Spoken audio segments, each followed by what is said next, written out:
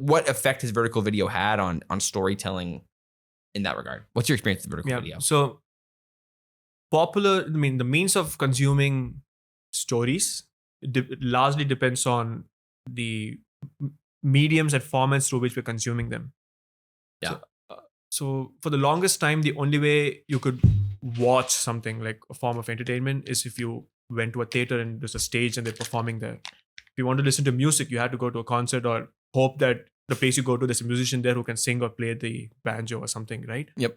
But so that changed. So once you had like film, you could go to a theater and watch things that was already recorded and that stays, and you can watch it long after the person has died. And then like similarly with your iPod shuffles and all of that, you could listen to a bunch of songs on your tiny thing. So that changes the way you consume it. Then YouTube comes around. Exactly. So the second smartphones became a thing, it was just an eventuality of vertical videos. I remember like it's honestly surprising it took this long. Yeah, it faced so much backlash as well. I'll get to that. Because I remember this one video in 2011, 2012 I saw where this guy had done a public safety announcement, PSA, on shooting, not like shooting vertical, like don't shoot vertical. It's really funny actually. Maybe you can link it somewhere here. So I remember seeing that and they're saying like, why you have a phone, just shoot it horizontal because you're viewing it horizontally on your computer and everything. Because like for the longest time, if you shoot something, you would transfer it to your computer and then save it. We didn't have WhatsApp to just share it to another person through phone. Yeah. Everyone's pissed if someone records it vertically. You're like, what the hell? I wanted to see the whole thing. Because even if you use the camera of your phone to shoot something, it is so that you can transfer it back to your TV or your computer and watch it in that screen. Yeah. No one is consuming it directly from your phone. So at that point, like that was the thing that don't shoot vertical. But what changed was Snapchat. Snapchat changed things because they said, here's how you're going to have a conversation. You're going to use the camera, phone vertically, and you're going to send these vertical images and photographs and videos. And that's stories. Stories comes later. Like I'm trying to go like sequentially. Yeah, exactly. So that changes the way people consume photos and videos. You were no longer just transferring back. You were like sending it and consuming it as it was. Yeah, definitely. And what further changed was I mentioned the stories aspect of it, where like 15 seconds and then Instagram came in. And like, so when I was working in this company, we came up with this idea of captures.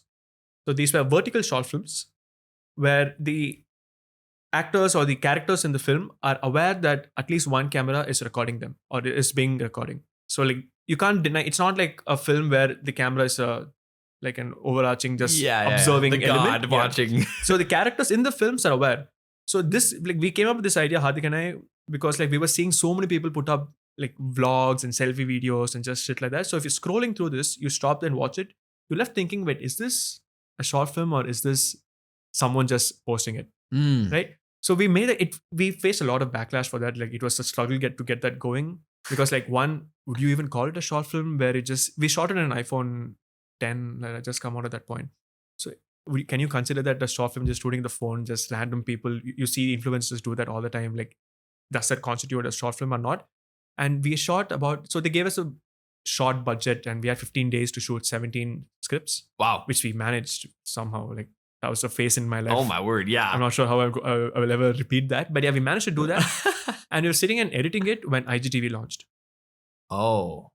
So we were the only ones. So when that launched, we were in the middle of editing. We had already done like 2-3 episodes at that point. So we were going to wait and do a big press release. We wanted to, and as a launching as a new category. But second, IGTV happened, like we can't wait. So we just posted it, which was perfect. Vertical. It was shot for that. And we pitched it as IGTV's first like vertical web show. Yeah. And honestly, all our competitors, one of them straight up came and asked me, did you get a tip from Instagram's office that did you know this was coming? Yeah, exactly. So like in that way, it's very validating that, oh yeah, like we knew that vertical is here to stay. And that was very validating. One of the points in my life that gave me confidence in what I'm doing. Yeah, for sure. I mean, definitely. So that was really big. So, but even after that, it quickly died on because they were still trying to use traditional knowledge of filmmaking and content for the vertical screen. Yep. It's not like it's an entirely different platform. You're not going to write for film the way you write for stage. There's a reason you don't, because you have a new element of cinematography and editing. Two things that don't exist in a stage. Right. Right? What sets a film apart from a play is the fact that you have a camera and the fact that you can edit things out. So like there's no reason, if you write it as a stage, you're not making full use of the platform that you're streaming it in. So similarly, if you're going to consume content on your phone through Instagram, like the reason vertical is big now is because you have a platform to consume them. Like back then you had a smartphone, but there was no Instagram, no Snapchat for you to consume vertical content. Yep. So now that you have this content, you start using that, which is what I started doing with the reason I have this job here. Like we started using, okay, this is a carousel. How can I use a carousel to tell a story? How can I use the 15 seconds of Insta stories to tell a story? So vertical becomes that. And then like I remember doing a small case study on the difference between immersion and immersion and interactivity. Like it's been a while since I wrote that. I can share the blog article with you if you want. So I talked about the difference between vertical consumption and horizontal consumption on the same device on your mobile phone. So just by nature, if you're using your phone, it's in tune for interactivity. Your finger is twiddly. It wants to swipe. It wants to double tap something.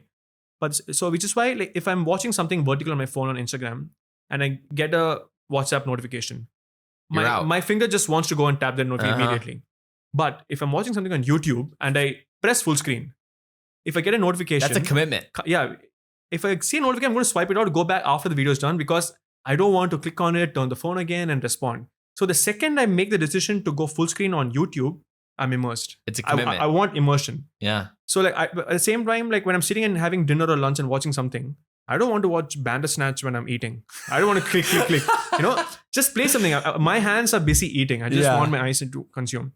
So like I did this case study to understand when do you want immersion, when do you need interactivity, and what platforms. Yeah. So that's when I came up with that. So like if you're that's pretty crucial to understand, and I think it's actually really useful to understand when it comes to figuring out what decisions to make inside your creative journey for that type of content. Because I mean, if you understand that the person watching your vertical content is in line at some store or is in the bathroom or whatever, it's a way different idea of what you're going to try to present than someone who's committed to watching an hour-long movie or an hour and a half. Facebook did something really interesting with the Thumbstopper campaign. I'm not sure if you're aware of that. So it was 6 to 10 second short film contest. That's that. Vertical. It's called Thumbstopper. 6 seconds. Come up with an idea. So they knew that what's going to make a thumb stop.